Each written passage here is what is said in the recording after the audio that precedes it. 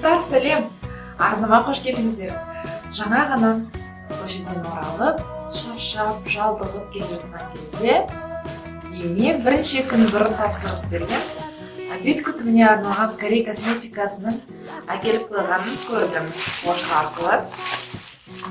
Мен оны қораптан шығарып алдым. Енді сіздермен бірге ашқым келіп отыр. Ішінде не бар екенін сіздермен көрейік. Мен біріншіден шын айтса осы менің үшінші кремім. Бет күтіміне арналған гиалурондық қышқылы қосылған. Менің теріме өте жақсы келеді. Мизонның ультра кремі. Оның консистенциясы гель тәріздес. Егер сіздің бетіңіз дақтарға немесе безеулерге жақын болатын болса, әсіресе осы Т аймағындағы бір жылтыр майлылықты жақсы кетіреді, сонымен қатар теріні жақсы ылғалдандырады, тегістейді, қоректендіреді, және өздеріңіз білетіндей гиалурондық қышқыл ол барлық дәрумендерді теріге тез сіңдіруді көмектеседі. Ашып көрейік. Менің бет теріме өте жақсы жағады. Көрдіңіздер ме? Гель тәріздес. Жақсы тез сіңіп кетеді.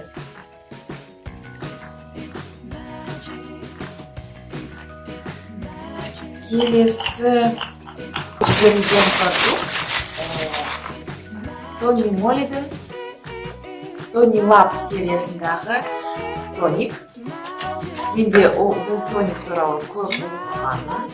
Және бұл да көбінесе майлы теріге арналған. Әсіресе аралас бет терісіне өте жақсы жағады.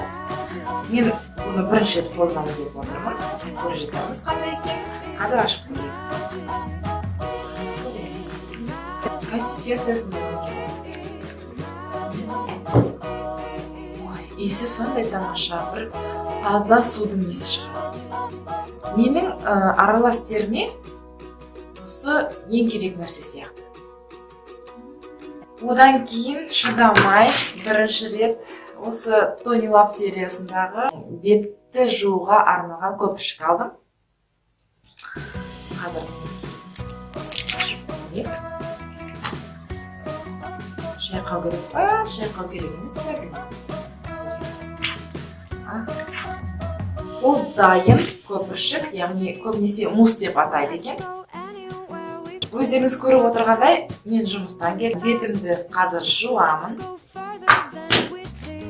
Осы көпіршік арқылы, содан кейін осы тоник арқылы бетімді тазалаймын. Содан кейін осы кремді жағып шығамын. Және ең соңғы мен көптен бері өзіме алғым келіп жүрген осындай көз астыңызға жабыстыратын патч. Қазір осының бәрі сіздердің көзіңізше жасауға тырысамын. Ашамыз.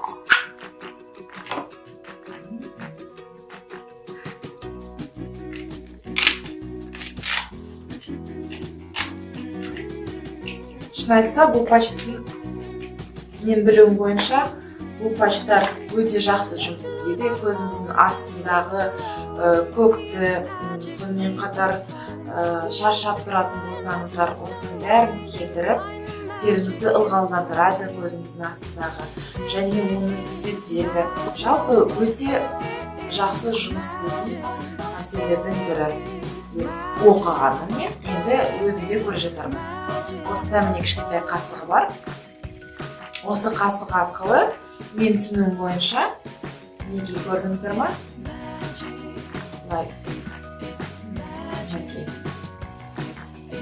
Әдейі сүйекқа толған патч көзіміздің астымызға жабыстырып, олар қашан осындай ылғалды түрде қалады. Өте ыңғайлы үш түрге бөлінген. Бұл жақта 60 дана, яғни 30 жұптан әр көзіміздің астымызға. Иісі тамаша. Шабдалының иісі шығатын сияқты. Ал достар, қазір мен көпіршік арқылы жуынып келген. Және ары қарай сіздермен бірге осы құралдарды өз бетіме жағып көрсетемін. Мінекей достар, бетімді жуып шықтым көпіршікті бетке жаққаннан кейін, білесіздер ме, ол бір жеңіл гельге айналатын сияқты. Көбінесе бұл проблемалық терге арналған болғандықтан терімді кішкене бір ашытқан сияқты, жай ғана. Көпіршіктен алған алғашы әсерім, енді көре жатырмыз. Енді тоник арқылы бетімді тазартамын.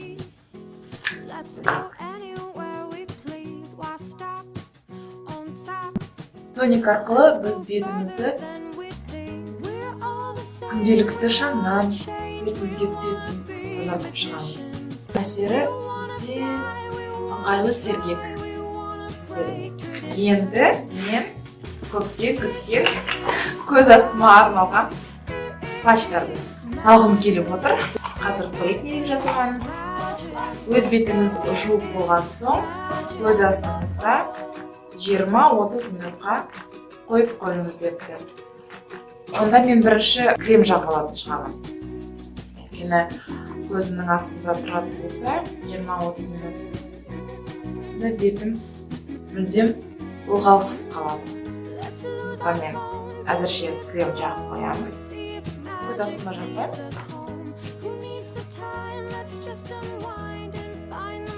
Иісі де өте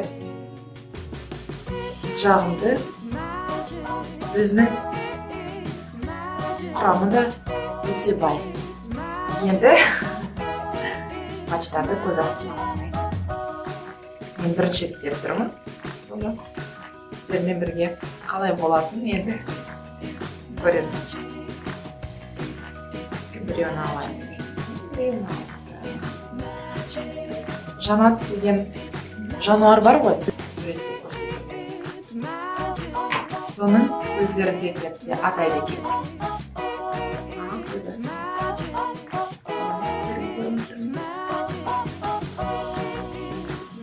Салма ма?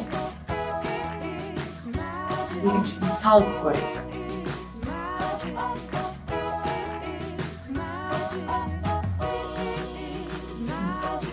Не жақсы жабысқан болды. Мінекей осылай енді бір 20-30 минуттай жүреміз. Одан кейін көп қыздардың айтуы бойынша, кейбір блогерлардың айтуы бойынша көзіміздің астындағы көгергеніміз жойылады. Менің ойымша бұндай патчтарды күнде қолданбау керек. Оны маска ретінде аптасына 1-2 рет қолданса болады. Ал енді осымен болды. Егер сіздерге осындай форматты видеолар ұнаса, өз пікірлеріңізді міндетті түрде астында комментарий ретінде қалдырып кетулеріңізді сұраймын. Келесі кездескенше сау саламатта болыңыздар.